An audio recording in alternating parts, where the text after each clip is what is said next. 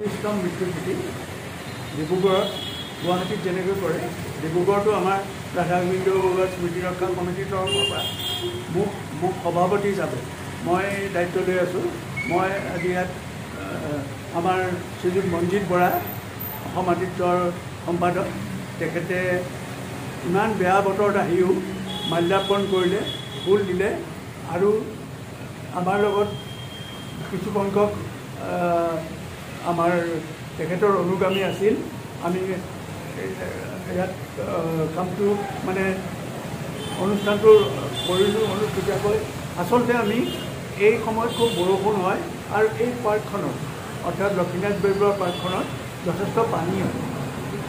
সেইকাৰণে আমি এই অনুষ্ঠানটো তেখেতৰ মৃত্যুতিথিটো ভালকৈ নাপাতি আমি জন্মদিনটো 17 অক্টোবৰ আমি সেই 17 অক্টোবৰ ভালকৈ জন্মদিনটো আমি উদযাপন কৰোঁ। আমি সেইকাৰণে আজিৰ অনুষ্ঠানটো অনুষ্ঠিত কৰাকৈ কৰিম। ধন্যবাদ।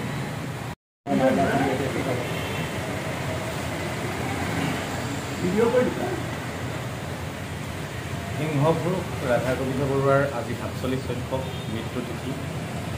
এই তিথিতেই আজি স্মৃতি ৰক্ষা সমিতিৰ উদ্যোগত লক্ষ্মীনাথ বেজবৰুৱা উদ্যানত অনুষ্ঠিতীয়া কাৰ্যসূচীৰে সম্পন্ন হয়। অনুষ্ঠানত উপস্থিত আছিল স্মৃতি ৰক্ষা সমিতিৰ সভাপতিসহ যথেষ্ট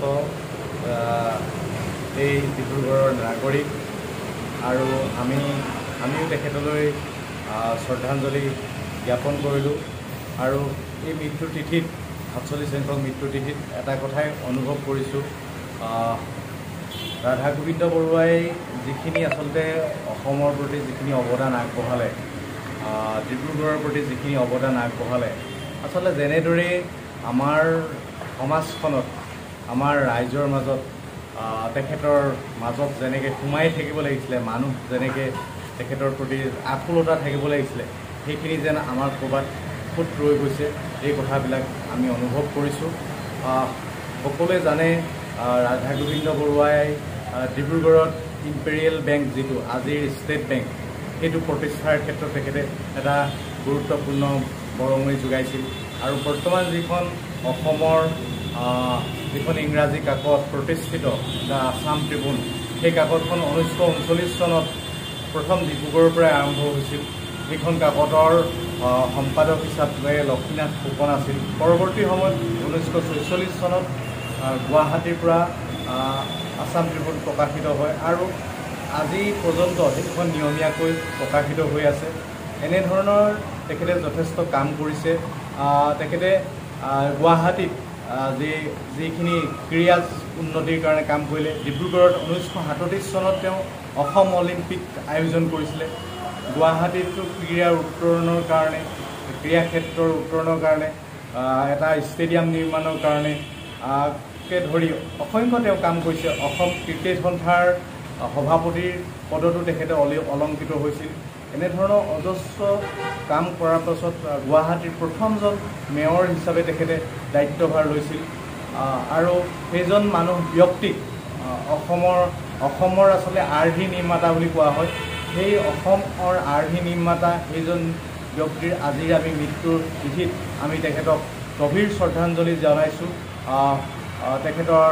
তেখেতলৈ আমাৰ তৰফৰ পৰা শ্ৰদ্ধাঞ্জলি জনাইছোঁ। আৰু আমি আমাৰ ডিব্ৰুগড়ত তেখেতৰ স্মৃতি আচলতে নিগাজি কৰিব লাগে।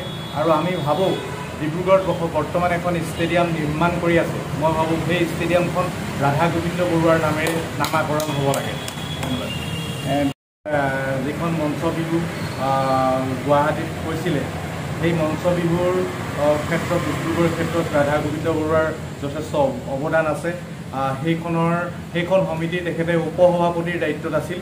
আমি ভাবোঁ মঞ্চ বিহুক মানে আমাৰ গছ তলৰ পৰা, আমাৰ পথাৰৰ পৰা, আমাৰ চোতালৰ পৰা মঞ্চলৈ নিয়াৰ ক্ষেত্ৰত তেখেতৰ যথেষ্ট গুৰুত্ব